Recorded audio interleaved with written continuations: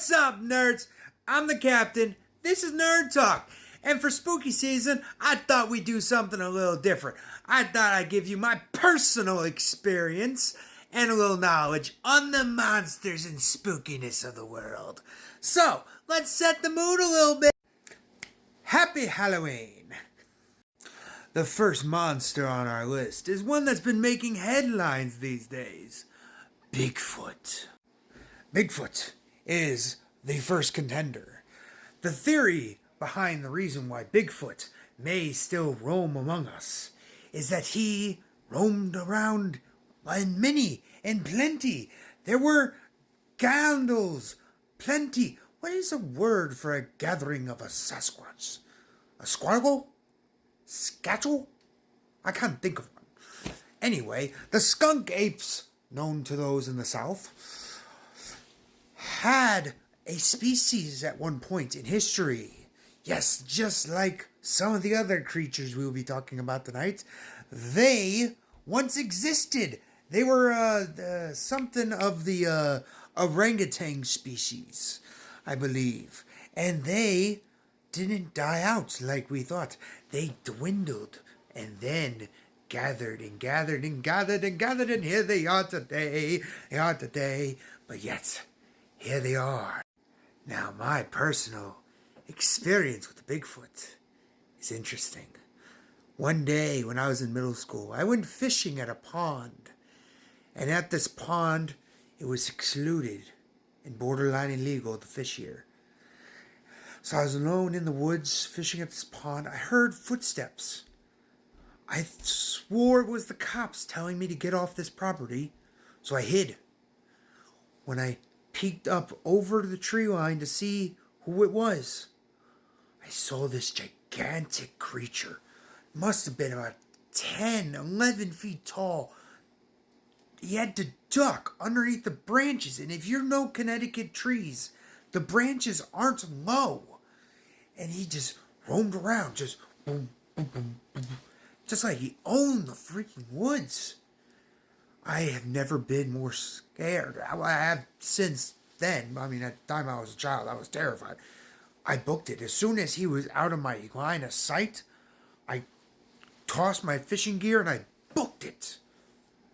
I have seen the Bigfoot, and it's terrifying. The next monster on our list is one of a Scottish nature. You know what I'm talking about. Dear Nessie, did you know that the sightings of the Loch Ness Monster go back over 1,500 years? That is actually true. Look it up. But he has been being sighted that long. These stories of the Loch Ness Monster are both rich and exciting. We have sonar recordings of Loch Ness Monster sized creatures in that area of the ocean by Scotland, and just photographs of this sort of blurriness. No one has ever caught the Loch Ness Monster, obviously. No one shot the Loch Ness Monster, obviously. Same with Bigfoot. They're elusive as hell. But we have all of this evidence. Sonars, footprints for Bigfoot, blurry photographs. But one day. Next on the list is not so much a monster, but a monster to society. I give you the Megalodon. For he is 100% once a real thing. I am part of the group that say he still swims. I don't have much to say about that. I think the movie Meg does it pretty damn well. It continues. The next one is truly terrifying. The most scariest thing I've ever encountered in my life. A skinwalker. I saw a skinwalker a couple years ago. Right out that door. I will show you in a minute how I saw him. But a skinwalker is a creature of Navajo descent. Or is it Cherokee? Either which, they are able to shapeshift.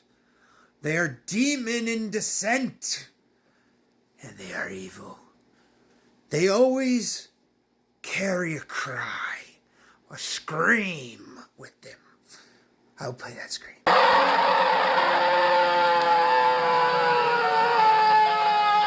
Just to give you an idea of where I saw this guy. I was standing right here, right where the camera is, looking out into these woods.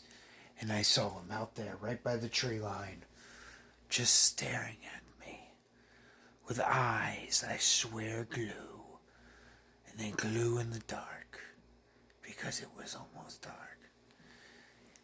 This chilled me to the core. I was just sitting here. I can't describe the way it made me freeze. And just froze I did.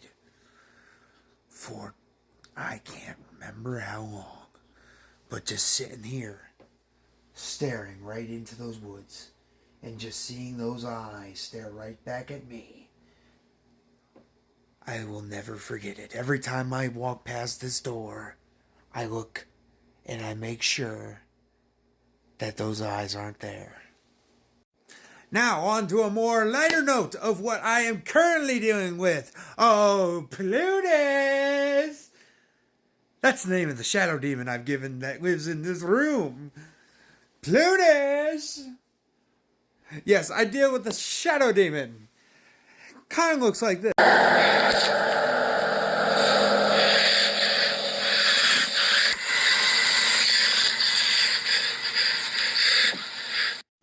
Oh, yeah, he and I have lots of fun.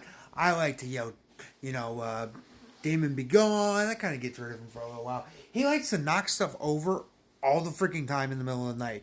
Like my books over here. I'm going to turn this as gently. See those bells over there? One night, in the middle of the night, he knocked that all the way across the room.